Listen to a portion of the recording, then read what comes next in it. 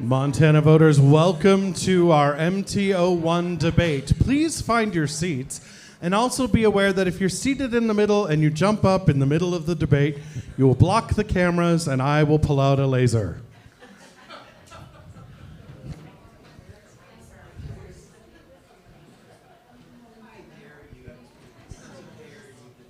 Our debate today is hosted by Mike Dennison, which was apparently not clear in the last debate. And please welcome to the stage your candidates, Russell Cleveland, Ryan Busse, Matt Rains, and Sam Forstag.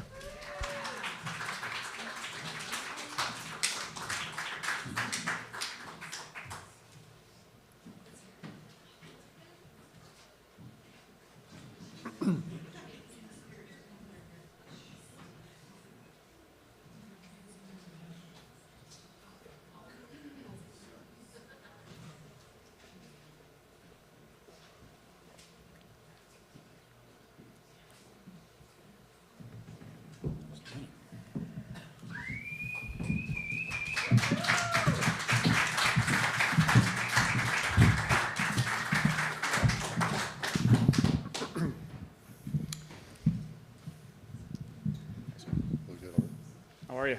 Very good. Before we begin, Ryan, you're from Kalispell, correct? Okay. Missoula, Sims, St. Regis? You got it. All right. Just want to make sure of that. You ready? Okay. Good afternoon, and welcome to today's debate among the 4 candidates running for the Democratic nomination in Montana's Western Congressional District, known as District Number 1. I'm Mike Dennison. I'll be moderating today's hour-long debate, which is sponsored by the Lewis and Clark County Democratic Central Committee. I'd also like to thank the Helena Avenue Theater and the Montana Playwrights Network for providing this space for the debate here in Helena. Let's introduce our candidates from left to right. We have Sam Forstag from Missoula, Matt Raines from Sims, Russ Cleveland from St. Regis, and Ryan Busse from Kalispell. As we mentioned, they are running in Montana's Western Congressional District, which covers most of 16 counties in western Montana, including the cities of Missoula, Kalispell, Bozeman, Butte, and Hamilton. District 1 is an open seat with no incumbent since Republican Congressman Ryan Zinke is retiring. The winner of the June 2nd Democratic primary election will compete this fall against the winner of the GOP primary, a libertarian candidate and possibly an independent. Before we begin, a few words about the format. Each candidate will give an opening statement, 90 seconds, after which I'll be asking the questions.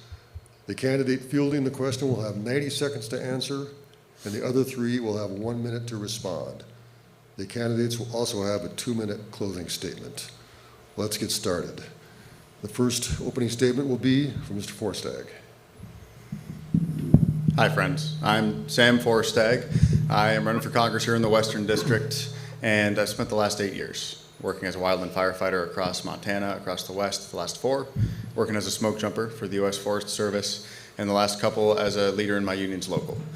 It's probably not news to any of you that we have had a widespread attack on public service, public servants, on our public lands that so many of us hold dear, not just in this state, but in this country. And I spent a lot of the last year and a half fighting back against Elon Musk and Doge as they gutted about a quarter of the Forest Service in this state. And they're not done. But when we fight and when we organize, we can win. And 2 Valentines ago, when they fired 364 service employees just in this state in one day with no cause and no notice, and most of those people were making less than $20 an hour, while we organized, we hosted rallies, we got public information out there at peril to some of our own jobs, and we got those folks their jobs back.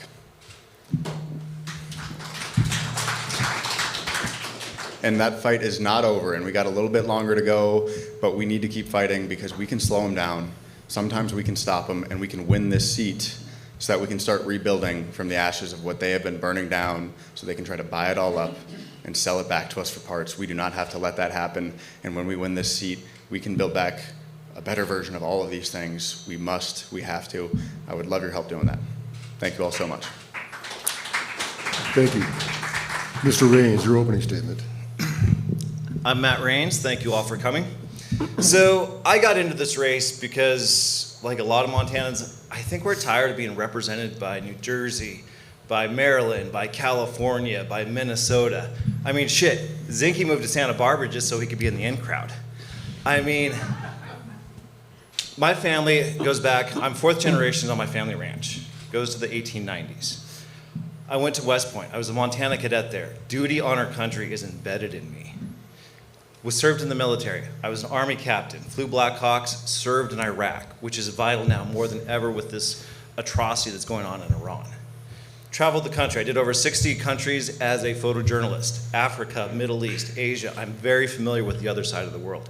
Came back, was an engineer inspecting power plants here back in the States with my West Point engineering degree. Would go around, do about $1 million with repair findings, hand that over to the Boilermakers, let them go fix it. Got my MBA from Washington University in St. Louis, and that's where I met my future wife. She had a horse, I had the horse ranch, and so we came back to the States, or to Montana. And then here I was chief of staff at Montana Farmers Union for 5 years, where we started the first of its kind USDA meat processing facility, which helped local ranchers and farmers retail their own animals. To me, that is the type of voice that Montana deserves in Congress. And to be honest, that's the type of voice that Congress desperately needs right now. Thank you. Mr. Cleveland, your opening statement. Yes, first of all, thank you all for being here today. Nice to see so many faces. My name is Russ Cleveland. I am originally from Western Montana. I'm a Navy veteran, former small business owner, a coach, and a rancher from St. Regis, Montana. I chose to run a little over a year ago after pediatric cancer research was cut as part of NIH cuts in DOGE after losing my oldest daughter to leukemia in 2020. So my agenda is largely based around platform and childcare and some of the things I have experiences with, but one of the biggest issues that we face is actually choosing candidates that have integrity. And right now, that integrity is at risk in this very election. We have DC insiders and special interest groups trying to flex their muscle yet again, the same reason why Democrats have lost for so many years in this state. I'll give you one particular instance that I went to D.C. to march with thousands of other veterans to stand against corruption, and one of the meetings I took there was about data centers in this very state. I reported about it online, and one of the first calls I got was from our chair saying, hey, be careful about talking negatively about data centers. AFL-CIO has asked us not to report negatively on these issues. That's the same organization that has endorsed one of my competitors, Sam Forstag. The leadership in that organization is out of touch with 83% of Montanans who stand against data centers. We don't want them here. So we have to be careful about who we hitch our wagon to. Now is not the time for picking the best show pony. It's picking who's going to stand up for the best interest of Montana.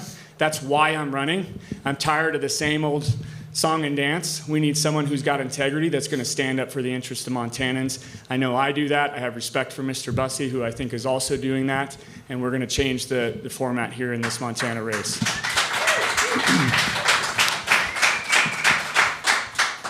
Thank you, and Mr. Busse, your opening statement. Yeah, thank you so much. Good to see so many people here on a beautiful Sunday afternoon. You could be doing something fun outside, and here you are trying to make the world a better place. That's a pretty good thing. You should give yourself a pat on the back.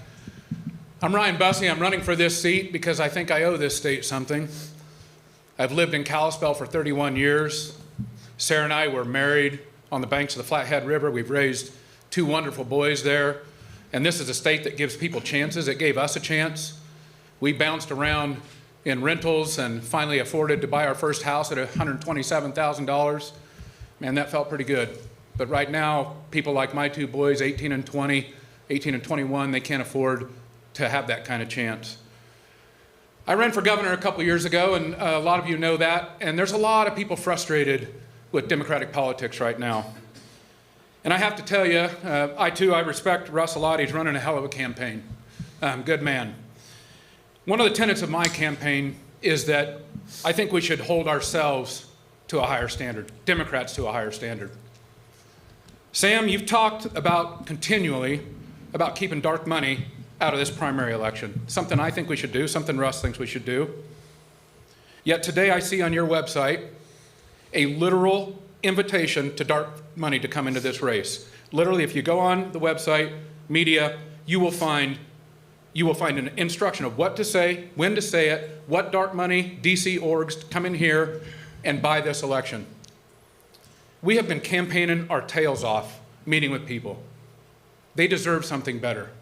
They deserve something better than big DC dark money coming in here and doing this. 2 days ago, there was a photographer here from these dark money organizations getting ready to buy our election. So if you see here in the next few weeks, all of this big money flooding into this election, trying to usurp the sort of work that we're doing, meeting with people face to face, doing what I did during the gubernatorial 187 in-person events, that's wrong. It's wrong. We should hold ourselves to a higher account. I'm running to be a different kind of Democrat, somebody who says, somebody whose actions and words match up. Your time is up. Thanks for being here. I would love a response. Yeah, just a minute. We'll let you respond. Thank The audience, please let's hold the applause during the questions here and wait till the end. And the first question goes to Mr. Forstag, and on the heels of the comments from Mr. Busse, let's talk about dark money in this race. What's your position on whether outside groups, outside spending is an issue in this race? Have Have you accepted it or disallowed it? What's your opinion on it? Mr. Forstag. Absolutely. Outside spending is a problem in this race. In a state where this last Senate election cost $280 million, in a place where you got to fight tooth and nail to get some support for homeless shelters, that is a problem that we should be outraged at. You know what else we should be outraged at? We got folks on this stage, someone who is worth $25 million, coming after the only working class candidate in this race for support from labor unions. We should be outraged after an election where half of union members did not vote for Democrats, while Mr. Busse was running for governor, running even with the presidential ticket, when most people making under $100,000 a year, people like me, did not vote for Democrats, that we are falling into this trap again of trying to turn working people in labor against working people who care about conservation, working people on one side against working people against the other, because that is exactly what the big companies who are trying to buy our elections want to happen here. And if we want to build a coalition that has working people in it, and union members, and young people who stayed home or swung to the right last election because they did not see cause for hope in the candidates that they were offered, well, let's give working people like me a chance to fight for ourselves. And let's run our first union candidate in over a decade as a major party nominee. This is our chance to do that. And so I am not accepting a dime of corporate PAC money. I am not accepting a dime of dark money, and I think it is a damn shame that we have Democrats on this stage trying to villainize labor and the AFL-CIO, because I am proud to have the endorsement of the AFL-CIO, SEIU, home care workers across this state, firefighters unions, my own union of federal employees. That is the kind of coalition we need. Thank you. Mr. Raines, your thoughts on outside money in this race? So outside money has a lot of different takes on it, and I've been very straightforward from day one. I got into this race, I left my job, Montana Farmers Union, to win this thing in November. And that's gonna take a crap load of money. It's gonna take probably $5-6 million. And as much as I love to know that the grassroots movement is there and split 4 ways, it's not gonna get us across the finish line, and we're gonna be looking at a Republican back in Congress representing Montana. We have to accept that fundraising right now, there's an order of operation, and we have to get elected, and then we fix shit. And my campaign, I mean, I don't understand the aggression against PAC money, because I am in this race to win. Mr. Cleveland, your thoughts on this issue? Yeah, I respect that Mr. Raines is transparent about where he's getting his money from. I think that's important. Transparency is the key part of this. I'll be transparent. I have done well in life. I got out of the Navy. I'm a disabled Navy veteran. I had $80 to my name, and I did build a business that served the Colorado community, a child care business that was a multi-million-dollar company. That's what I want everyone to have the opportunity to do. That's why I'm running. We need to support small businesses. We need to support veterans. We need to support college students. That's the entire premise of this campaign. I do not believe we do that by taking shortcuts. Shortcuts that I believe are these special interest groups, DC lobbyists, DC insiders that want to call the shots and tell us what Montanans want, tell us what we should run on. That's not how this is meant to be. We are representatives of the people, not representatives of someone in DC largely who has never even stepped foot in our state. That is what got us into this position as a party, and that is why we have to run on the premise of I'm individual contributions only, and I will continue to run a clean campaign that's for Montanans by a Montanan. Thank you. Mr. Busse, your response. I too appreciate Matt. He's full of transparency there on taking outside money. Look, I've dealt with a lot of frustrated voters across this district and state, and they have a right to be angry. We have, I'm running hard on universal health care. I think we're 50 years behind the curve. Democrats should offer big, bold solutions, and they should go fight for them. And they should be the kind of people that are believable. When you say something, you should do it.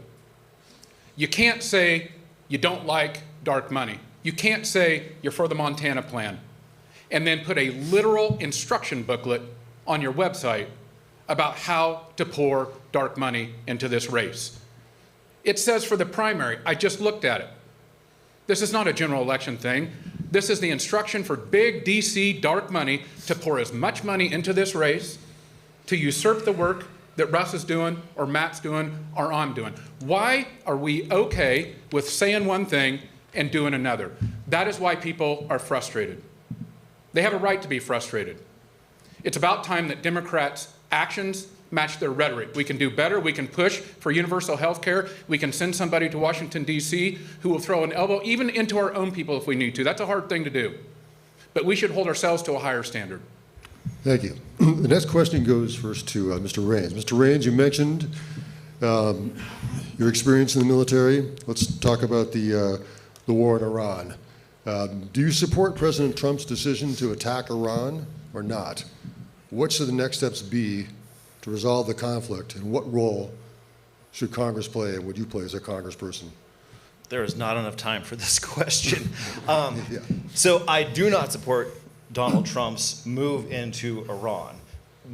First of all, he usurped and went around Congress, and Congress let it happen. They rolled over, and that is a disgrace. Article 1, Section 8 of the Constitution says that the right to declare war is reserved for Congress to prevent an autocratic president that just wants to take and use the military like a play toy. That is not acceptable. The military, that's our sons and daughters out there. Those are my friends. Those are my college classmates that are still in the military out there being used like pawns by Trump. That is not acceptable.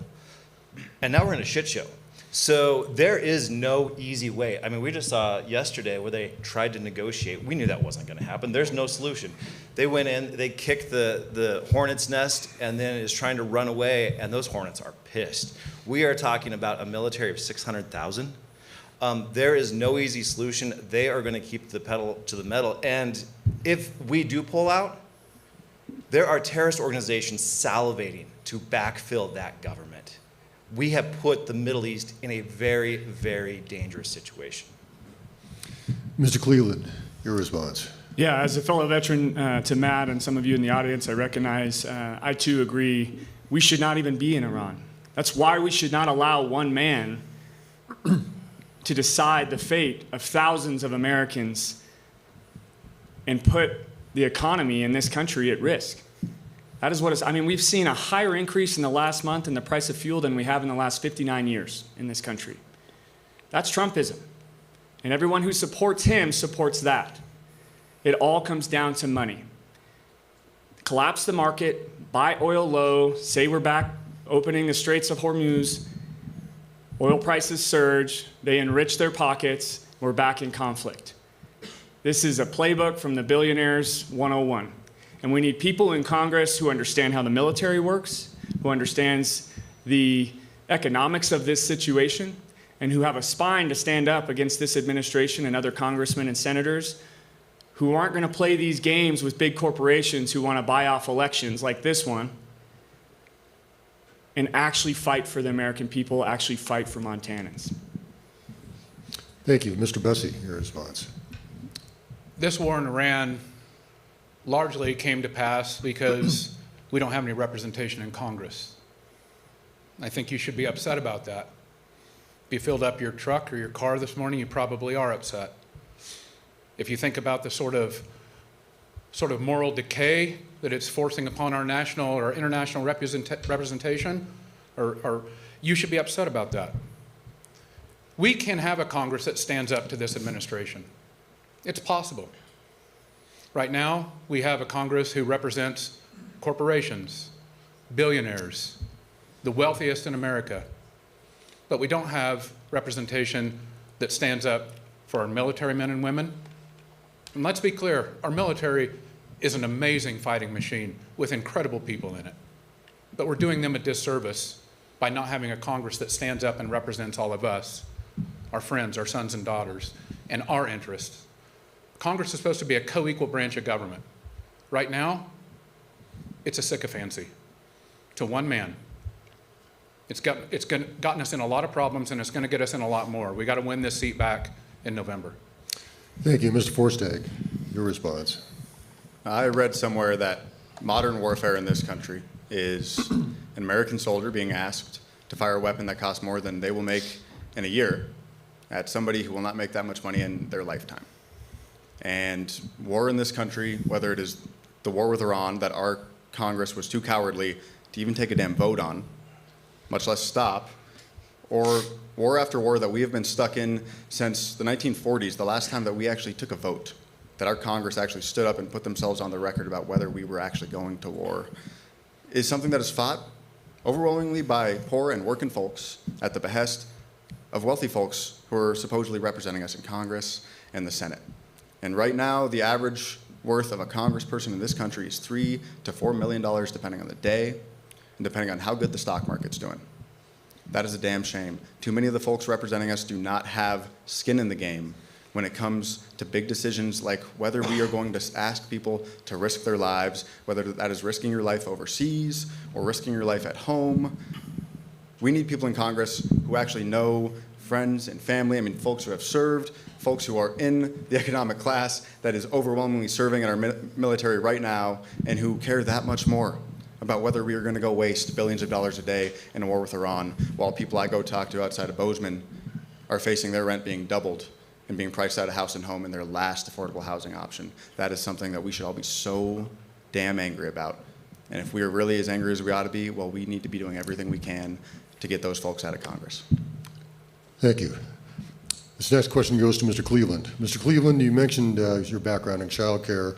As you know, child care is often unaffordable for many people in Montana or inaccessible. I'm just wondering, as a member of Congress or the federal government, if they have a role and what they should do to try to bridge that gap and make child care more available and more affordable for Montanans.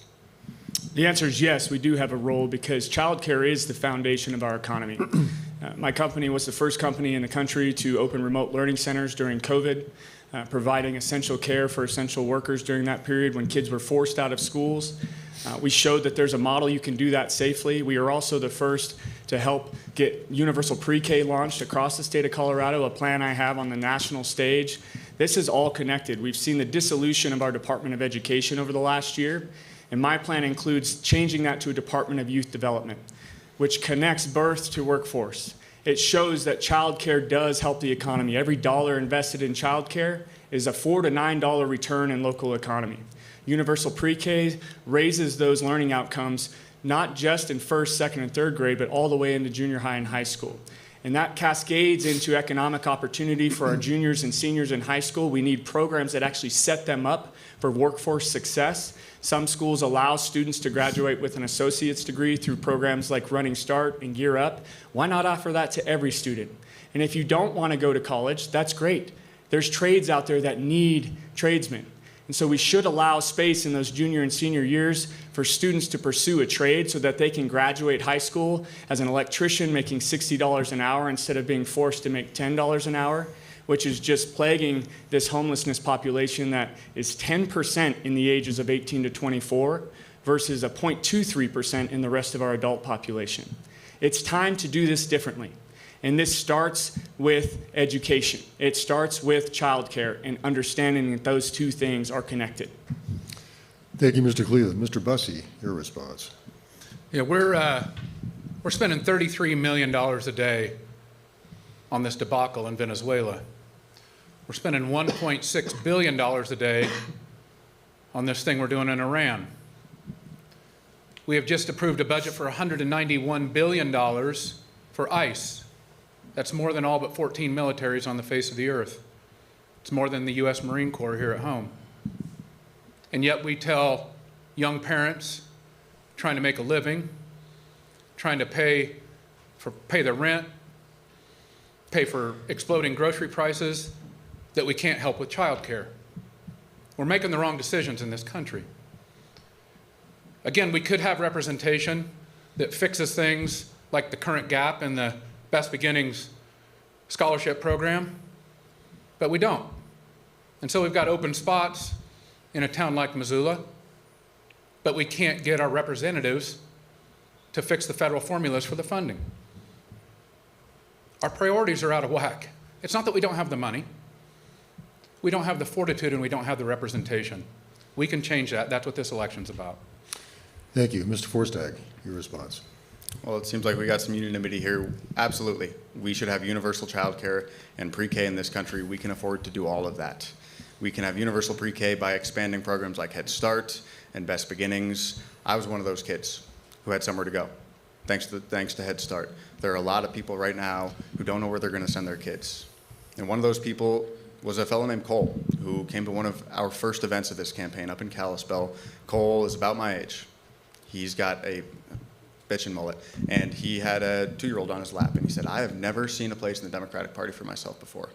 So I'm a forester up here, and I make $47,000 a year, and right now I don't know where I'm supposed to send my daughter. And he is involved in this campaign.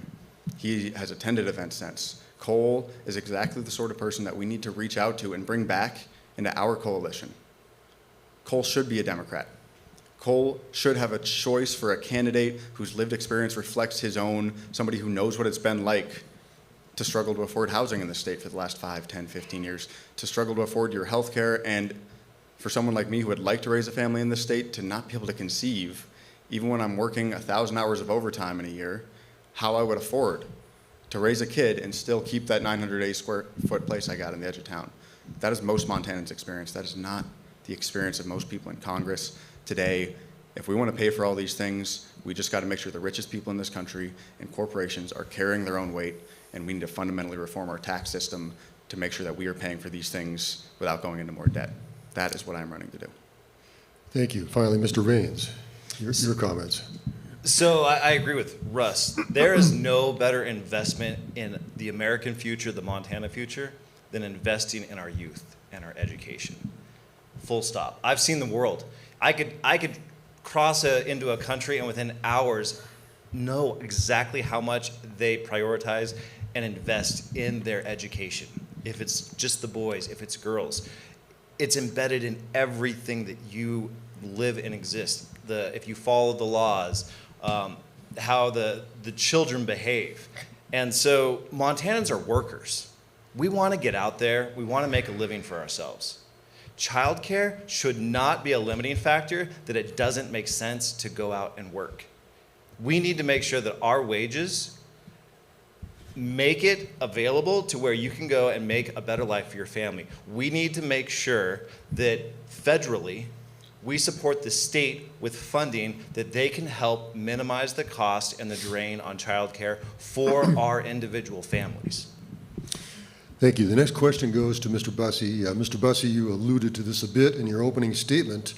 Montanans all over the state are facing a housing market that is unaffordable for many, or take just a huge chunk of their income. As a member of Congress, what can or will you do to attack this problem? Yeah, several things need to be done. First off, I know all of you have listened to the news or watched it on TV or seen it on your phone and seen this affordability term pop up. And it's this sort of word made up by professors. We don't really know what it means, but we know what not being able to afford rent means. A lot of people in Montana are facing that right now. We know what it's like to not be able to afford a house. And we didn't just get here because of this one big term. We got here because there's 50 or 60 or 100 decisions that have been made by the people that we sent to Washington, D.C. to make that worse instead of making it better. Again, back to my earlier answer about priorities. We could have a priority that instead of sends money to all the places that we're sending it, largely in the pockets of the most wealthy people in this country, we could be doubling down on improving things like making sure that interest rates are frozen or held low for first-time home buyers. First-time home assistance could be doubled or tripled. We could have a rental assistance program that triggers, like we are here in Montana. This is the state with the least affordable housing market in the country. It's worse than California, per capita income to average price of home. We cannot have a community, any community, where the people who make the community go have to travel an hour or 90 minutes outside of the community, like what's happening in Bozeman right now, what happens in Missoula. It's even starting to happen in Kalispell. We can have a system where we dedicate resources to making things more affordable for people instead of making things just better for wealthy people. I'd like to see us do that. Mr. Forstag, your response. Yeah, about a week ago, I was sitting with a gal named Debbie in her mobile home at King Arthur mobile home lot just outside of Bozeman, and Debbie was telling me how her lot rent was $530 in 2021, and it is set to be $970 this year. and that is her last affordable housing option. And Debbie said, well, when I was in my 20s or 30s, when I was younger, if older folks were having to live like this, I would be so angry. And we should be so angry. But being angry is not enough, and it has never been enough just to be angry. That has to go somewhere. And I feel like year after year, we have had a politics as of late that is just based in anger and does not take us to the next step. And what we're seeing right now, what we're living through when they gut USDA home loan programs like the USDA self-help program, rural home loan programs, is the result of a politics of anger. And we have a housing crisis in this country, especially in western Montana. We have had a housing crisis before, and you know what we did? After World War II, we stepped in on a bipartisan basis, and we invested billions of dollars in 1950s dollars, and we built hundreds of thousands of units of homes.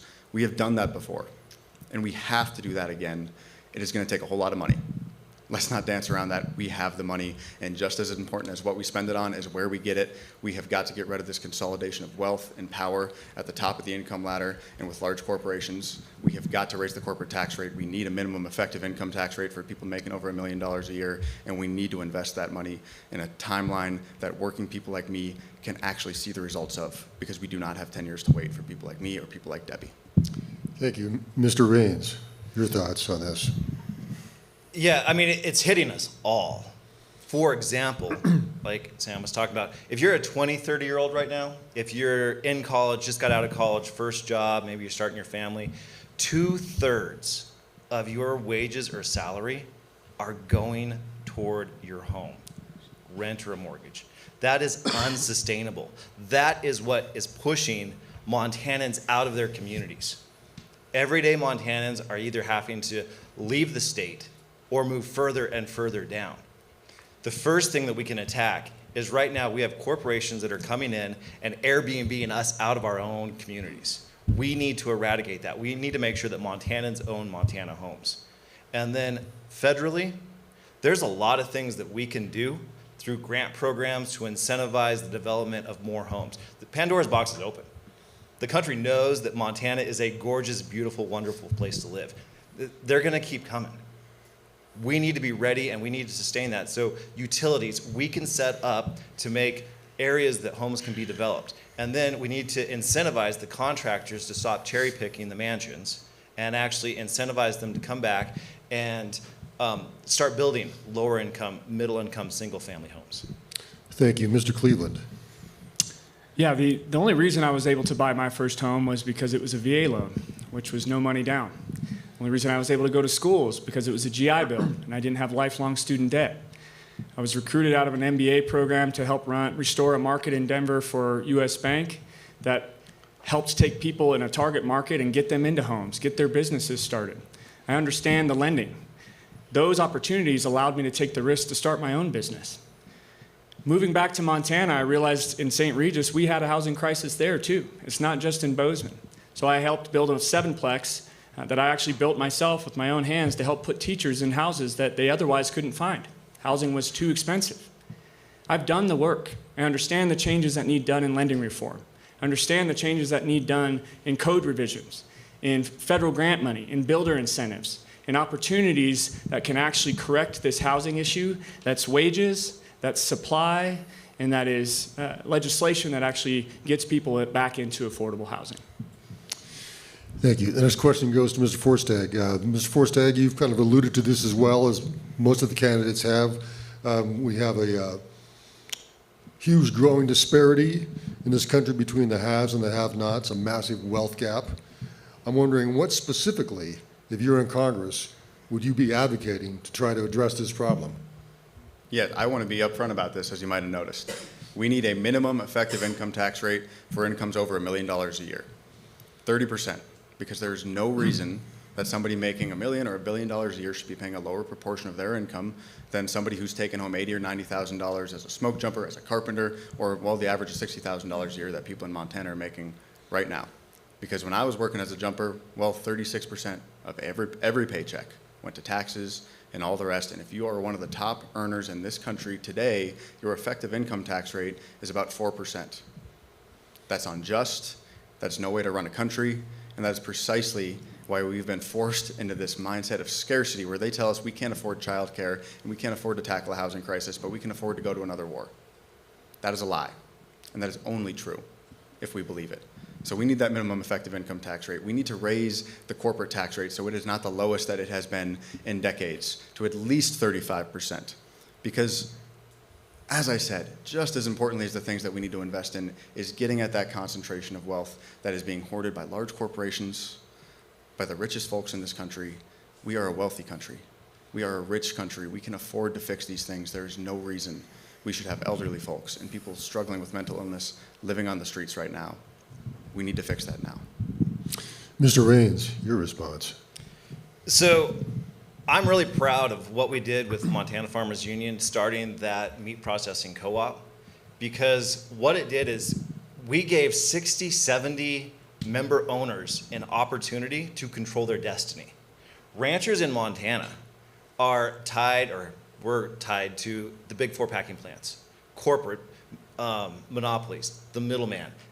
They put their life and soul and everything into making these animals, and then they were left to the whims of what the market was.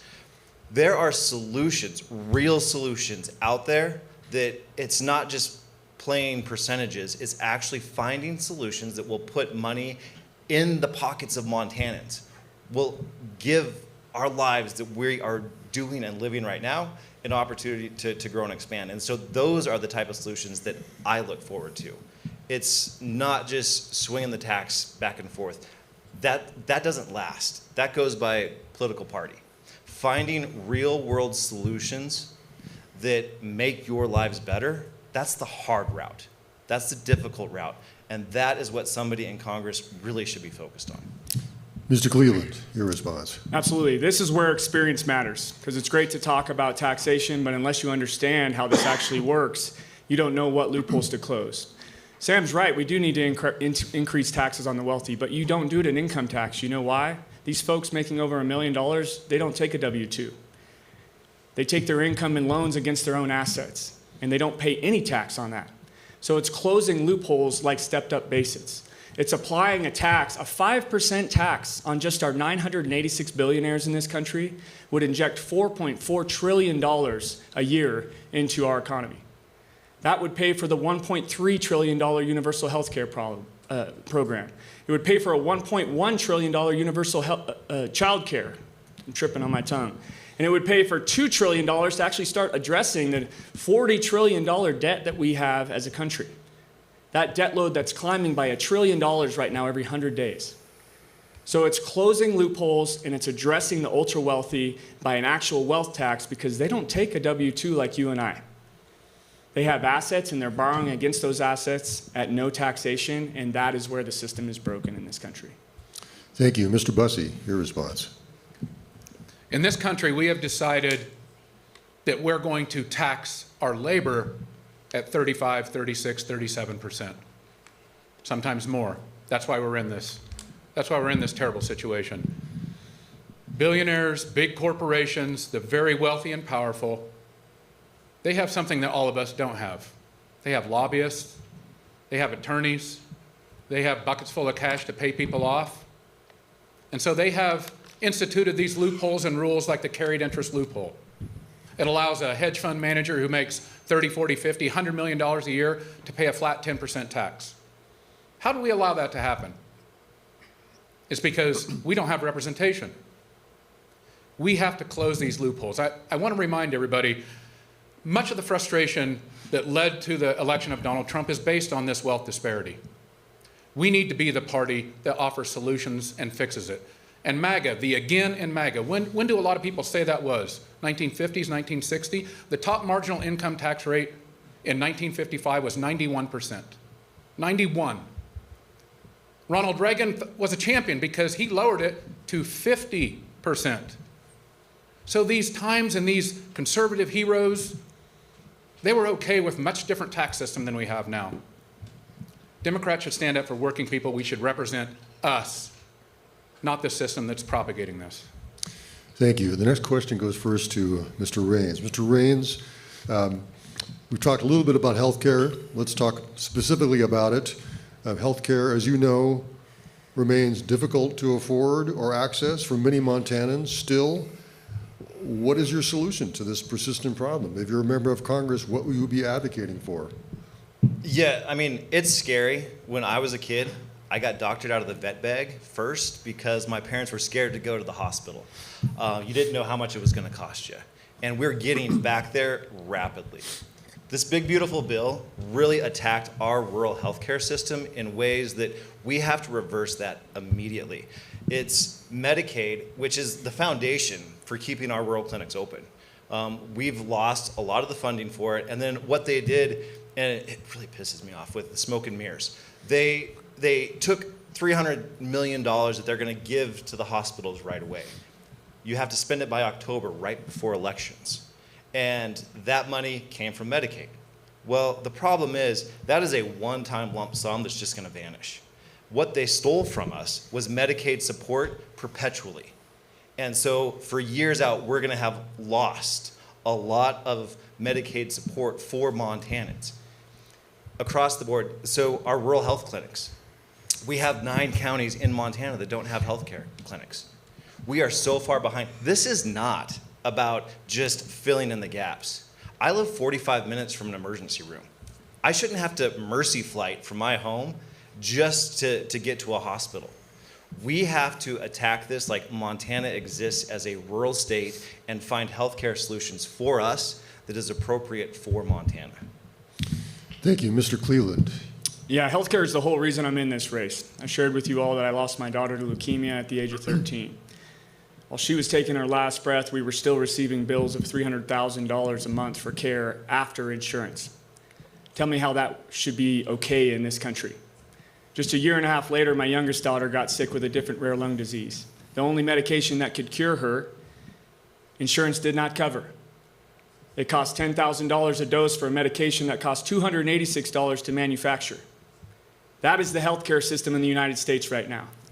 We need Medicare for All Plus. And when I say plus, that includes mental health, it includes vision, it includes dental, it includes rural health network support. We cannot afford to wait any longer. Healthcare is the most expensive thing for most Americans, and it's the biggest opportunities for small business and rural America to actually start taking care of Americans again. And I will fight feverishly for this one thing, if nothing else, because it matters and it crosses the bridge on every divide. It brings parties and people together. We all need health care at some point in our life, and it's time we start acting like it. Mr. Busse. I was on a conservative radio show just a few weeks ago, 2 weeks ago or so. Third caller, older Republican guy from Hamilton. He says, I don't know what you're going to call it, but you got to fix this. I can't take this healthcare stuff anymore. We are living in the election cycle where we're going to look back and know this is the time that the tide turned in this country for universal health care, and I am fighting hard for it. Every single citizen in this country deserves universal health care. If we can have an economic system that creates trillionaires that fly rockets into space on the weekends with their friends for entertainment, I think the working people of this country can have health care. It's not too much to ask. We have to send Democrats back there who are strong enough to do it. A big reason we don't have universal health care, yes, there are Republicans who have stood in the way. Yes, powerful insurance companies have stood in the way. But there are way too many Democrats with their hands in the pockets of those big insurance companies who have stood in the way too, have taken the lobbyist money, the DC dark money. They've said one thing and they've done another. It's time for something better. It's time to send somebody back there who's not afraid to nudge people of our own party out of the way and get stuff done. This is a big thing. It's literally life and death for our country, and we should fight for it. Mr. Forstag. Yeah, I was speaking with a woman in Libby a few months back who told me she is paying $38,000 a year for her health coverage because she makes too much money to qualify for Medicaid, running her business, and because she has a pre-existing condition. So she doesn't qualify for a whole lot of other plans. That is a broken system, and she knows it. I have torn my calf in a wildfire and limped off 3 days later to go to the only orthopedist in town just to find out that, well, my plan is out of network, so I'm paying for that out of pocket. That is a broken system. And I actually think most people, regardless of who they voted for last year, know that because we can feel that. And details matter here, right? Universal health care, well, my mom is a nurse who struggled to provide for my little sister and I, and she will tell you We've got universal health care in this country right now. You just don't get it until you show up in the emergency room, and that is the least effective, most expensive, least compassionate way to possibly provide health care as a country. We are all paying for it in our premiums. It's just like it says in Scripture, I promise you'll pay every penny before you leave this place. We're all paying it right now. So how do we get people access in a broken system? We look at the part that works. We look at Medicare. We give everybody the option to join Medicare. We expand that coverage so it covers vision, hearing, and dental, and long-term care. And we increase the benchmark rate. And those old ACA subsidies, well, we bring them back and we triple or quadruple them so that that's free health care for every working person in this country, because I don't want to let Little Aaron Flint or the Republicans say we're forcing anybody into Medicare. We don't need to force anybody. I'm being forced into the private health insurance corporations' plans, and I would love the choice to go join Medicare and make sure that I'm actually getting the health care I'm paying for. Thank you. This question goes first to Mr. Cleveland. Mr. Cleveland, many people believe President Trump has overstepped his authority as president in many ways. I'm wondering if you agree, and if you're elected, what can or would you do as a member of Congress to rein in the president's power and actions? Well, I think the simple answer to that question is yes. I hope we can all agree on that. He's out of his mind. I think there needs to be a series of cognitive tests that are independent that should determine whether our leaders responsible for quite literally the most powerful military and armament system in the world are capable of handling that responsibility. We need to restore that authority to Congress, not limit it to one person. We also need to make sure that there's checks and balances in our congressional system so that one person can't do something like tariffs that destroy entire economies across the North Line. We've seen that in Eureka, in Havre, all along the North Line, 30 to 40% reduction in tourism, parts, grains, you name it. That costs more now to us as Americans in the form of essentially a federal sales tax because one man thinks it's going to make America great again. It hasn't. Inflation's on the rise. Cost of goods is on the rise. And we can no longer afford to keep paying for the decisions of one person. And so the answer is simple. We need to restore checks and balances, put the power back in the hands of a Congress that makes these decisions and not just one person. Thank you. Mr. Busse. Common theme here from me. Democrats can't just say these words. They need to act on them. Let's not kid ourselves. This is not a normal time. This administration would be the most corrupt administration in Nigerian history, much less American history. That's the truth. We have people personally enriching themselves to the tune of billions of dollars through crypto scams, through selling pardons. And we don't have enough Democrats who are acting like it's that big of a deal. So the very first job of a Congress that does its job is to hold people accountable. And if there's been criminality, we should hold them criminally accountable. We cannot be people who say one thing and do another. We say our house is on fire, we say it to the cameras, like that one right there, and then our leaders go back inside that house and have a drink like nothing's going on. Why do we think voters don't believe us anymore? If we believe there is corrupt action in Washington, D.C., and come on, there's bucket loads of it, then when we get a real Congress there doing its job, we must hold them criminally accountable or it will never end. Mr. Forstag. Yes, I think we got some agreement here as well. We have agencies in the government right now that have violated more court orders in the last year than some agencies in the entirety of their existence. And we have a Congress and a congressman right now representing us in western Montana, and I suppose two across Montana, here in the Eastern District too, that are too cowardly to stand up and buck their own party when we have flagrant violations of the law. That is not the sort of representation we used to have as a state. We used to have representatives, well, like even Burton Wheeler, folks like Democrats that were willing to stand up to FDR and when the courts were getting packed. We deserve a representative that is willing to buck either party, regardless of who they're caucusing with. That is the kind of district that this is, and that's the kind of representatives that we need. And I think the thing that we need to zoom out on and look at is how did we get here? How did someone like Donald Trump get elected? How do we have majorities right now in Congress that are wrecking this chaos across our country?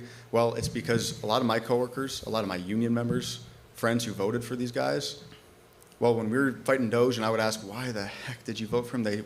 They would tell me more often than anything else, you know, both parties are just the same. And that is an incredibly frustrating thing to hear if you see the results of one party's leadership. But what they are saying is when they look at Congress and they look at their options on the ticket, what they are too often faced with is a choice between one millionaire and another and deciding which one of those millionaires is going to stand up for working people like us. And that is no choice. That is not the choice we deserve in a democracy. If we want to give working people representation, let us fight for ourselves. That's what I'm running to do. Thank you. Mr. Raines. So, Mike, yes, Trump is out of control. But I want to take this question to have a heart-to-heart with Montana Democrats, because it doesn't matter how much we know and understand what's going on if we don't get elected. And right now, in Montana, since I was born 45 years ago, federally, between the Senate and the House, we have only won one race that's been open or held by a Republican. One time in 45 years, we've lost 28 out of 29 races, and that was Senator Tester. Senator Tester, he won in the district 2 years ago. He is the only approved solution that we have as Montana Democrats for how to flip this from red to blue. So we need to address this administration. We need to put checks and balances back in there. But it will only happen when we get somebody elected as a Democrat from Montana in Congress. So what I tell people is look at all the candidates and go find your best knockoff John Tester. That is what I find is our solution moving forward. Speaking of which, our last question before we go to the closing statements, and keep it quick, we're getting a little short on time here, but my question, going first to Mr. Busse, is why are you the best person on this stage to take on the GOP nominee and turn this district blue? How are you going to win this race? Appreciate the question. It's a critical time, no doubt about it. I've run a race across this entire state, held 187 in-person events. Many of you supported me, and I appreciate that. I've been in people's homes. I built a base of support, and much like Brian Schweitzer did, I lost my first election. It was tough. Many of us remember that day in 2024. That was a rough one. But we built something. We learned what we did well. We know what to improve. We have a base of support. I still see my stickers on vehicles across that far western district, since we're over here in eastern Montana here today. And I think I owe it to this state to take what we've built and put it to work and win this thing, because it's so critical that we do it. I'm a hunter, I'm a fisherman, I spend time with my kids, I love this place. I'm gonna fight like nobody's fought before. I'm gonna run the kind of campaign that will make you all proud. We'll go anywhere, talk to anybody, including all my neighbors in the Flathead. It's not full of Democrats up there, if you haven't heard. These are my friends, my cohort, my people, the folks I grew up with, and I know we can win this thing. Thank you. Mr. Forstag. How we win this election is we look at all the folks that we just lost as a party last cycle. A majority of people making under $100,000 a year did not vote for Democrats last year. When I go talk to our local firefighters union and they do their annual survey, for the first time ever, more than half of their members voted for a Republican last cycle. And a lot of young folks, but by the numbers, did not come out and vote, or they're young guys like the folks that I work with who swung to the right because they did not see cause for hope in politics. Those are all the people that used to be the base of the Democratic Party not so long ago when we were not a red state. And they're the people that we need to bring back into this coalition, because the Democratic Party that I want to be a part of is the party of working people. It is the party of unions. It is the party of the future and of young folks and of everybody who still cares about the future of this country and this Constitution. So that is the coalition that I am building here. Thus far, this campaign is endorsed by everyone from Senator Bernie Sanders and the Congressional Progressive Caucus. That is over 90 of the most progressive members of the U.S. House, the folks that we are going to be working with to get things done, and over 30 current and former state legislators from both parties. That includes 4 Republicans. That is the kind of coalition we need to win this district. That is the kind of coalition we're going to need to actually deliver on the things that we're all talking about here on the stage. That is exactly what I will do as your congressman. Thank you. Mr. Raines. Yeah, as Sam was saying, guys, the district is red, Montana's red. And so the only way that we are going to flip this seat is to have somebody like myself. My family's got a lot of Republicans. My friends from Sims across the industries, whether ranching or farmers union, there's Republicans everywhere, but they know me. They know the Birdtail Ranch. They either like had our cows or our horses. They've had the genetics. And so we need a candidate from this side of the aisle that can go and sit down with them, can chat just about, you know, the weather, the drought, the effects, irrigation. And then you move into, we need somebody. And what they're gonna ask, the one question, I love everything we've talked about, and we've had a lot more questions at these debates. The one question that's gonna matter in this race, in the general, is what kind of Montanan are you? 60% of the district's gonna ask that question first. And right now, the Republicans are in their little quagmire that I love, and they need to keep it up, but one of them's gonna come out of there. And we have to make sure that our candidate, when it's two people on the stage here, is the Montanan that you all are proud to vote for. Thank you. Mr. Cleveland. So the definition of insanity is repeating the same thing over and over and over again and expecting a different result. I'm not that candidate. That's the same thing we've tried over and over and over again. I'm not a lobbyist. I'm not endorsed by Bernie. I'm not taking money from anyone. We have to choose something different and understand that those things don't win in Montana. They haven't won before. They'll continue to fail. I consider myself an independent Democrat, someone that's not beholden to this national party that, quite frankly, has screwed up and is continuing to screw up because they think they can choose our candidates for us. Montanans get to choose, not DC insiders, not dark money groups, Montanans. That's who I represent, proudly. I've been doing it now the longest, for over a year. 50,000 miles driven, tens of thousands of conversations, not just with Democrats. Just 2 weeks ago against Aaron Flint in Superior, I showed them what to be scared of because I converted more than half that crowd of Republicans in my camp. And I'll continue to do that in rural Montana, into the general, and we will win in November, proudly. I'm excited to share that day with you. Thank you. Now we go to our closing statements, 2 minutes each. We'll start with Mr. Forstag. Yeah, I, in the course of this campaign, have been thinking a lot about history lately. And I have been thinking about the sort of representatives that we used to send to Washington from Montana, folks who swung above their weight class. Because we used to elect people like Jeanette Rankin, who changed the way this country conceives of who can be a congressperson. We used to send people to Washington like Lee Metcalf, people who penned the Wilderness Act and changed the way that we manage our public lands for the better. And we used to send representation like Mike Mansfield, who took his 8 years mucking in the mines of Butte and brought that experience to Washington to carry out the programs of the Great Society and to create programs like Medicaid and Medicare and NPR and PBS, the programs that are under attack right now because of the failures of the National Democratic Party, because of our failure to provide people options of real representation, people who know what it's like to be mucking in the mines of Butte or to be jumping out of an airplane onto public lands to put out wildfires. That is the kind of representation that I intend to bring. We are a great country. We have done great things. We can do those great things again. We have never achieved progress in a straight line in this country. It has always been fits and bursts. And right now, it feels real hard.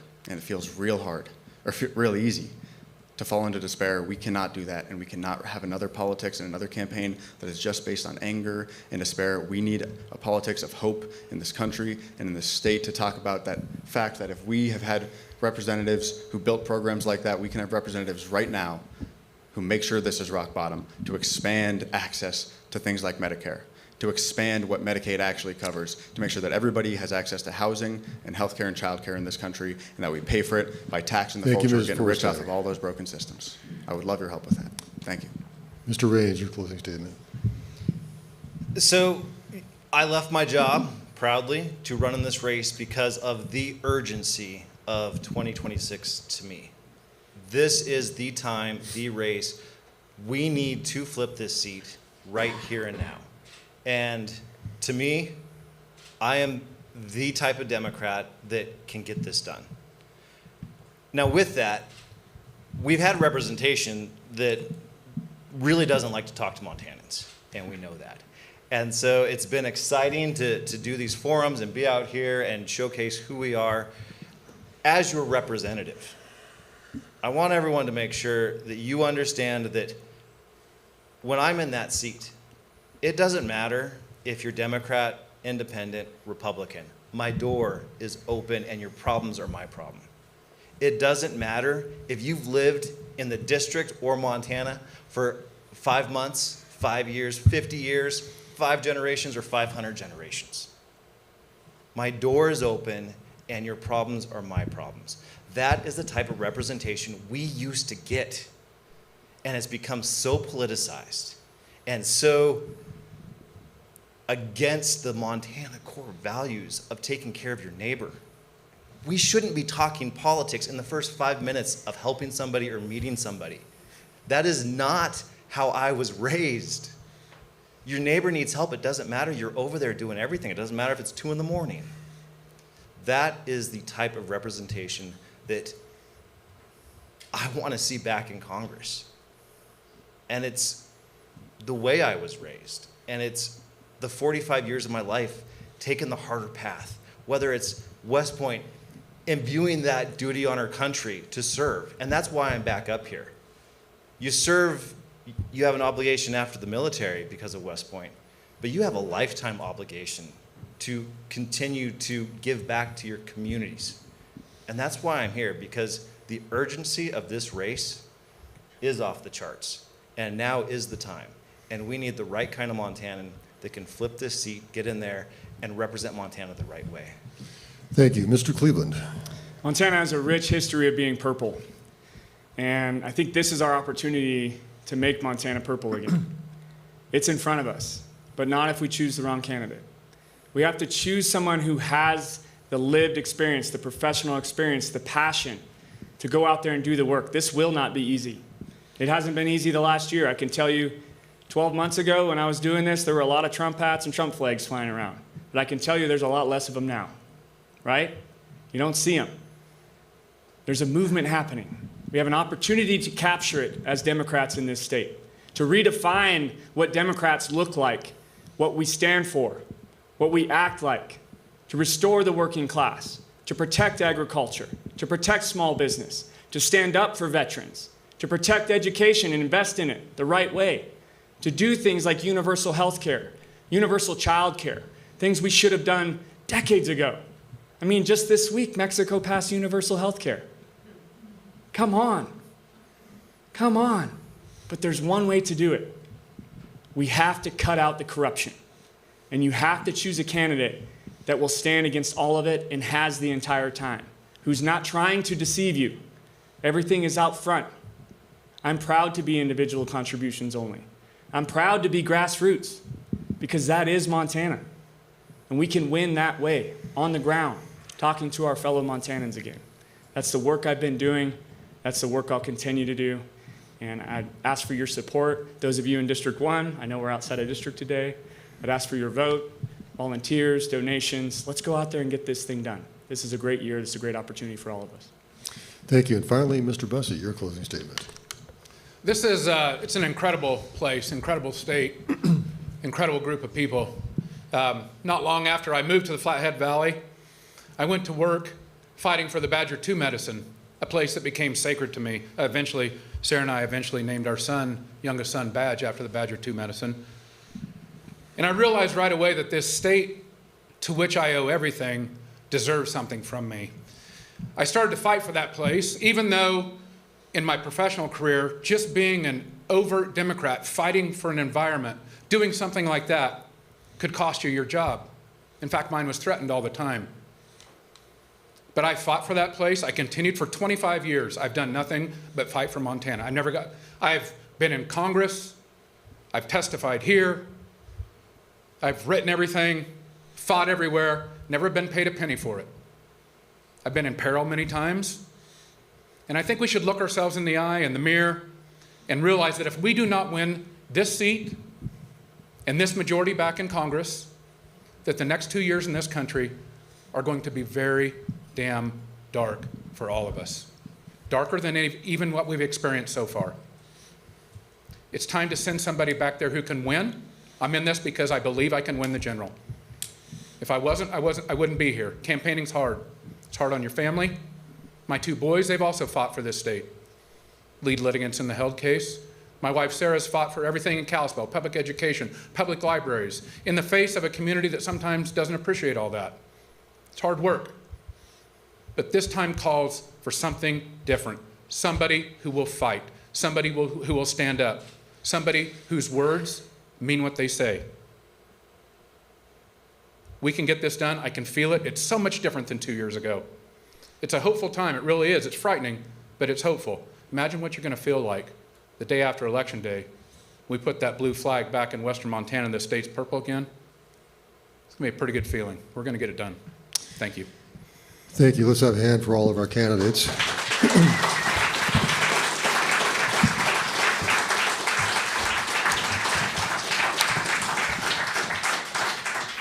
That wraps up our debate for this afternoon. I'd like to sincerely thank all the candidates for taking time out of their busy schedule to be here. The primary election is June 2nd. Make sure you're registered to vote, and make sure you vote. Thank you for joining us. Thanks for being here. Thank you, everyone.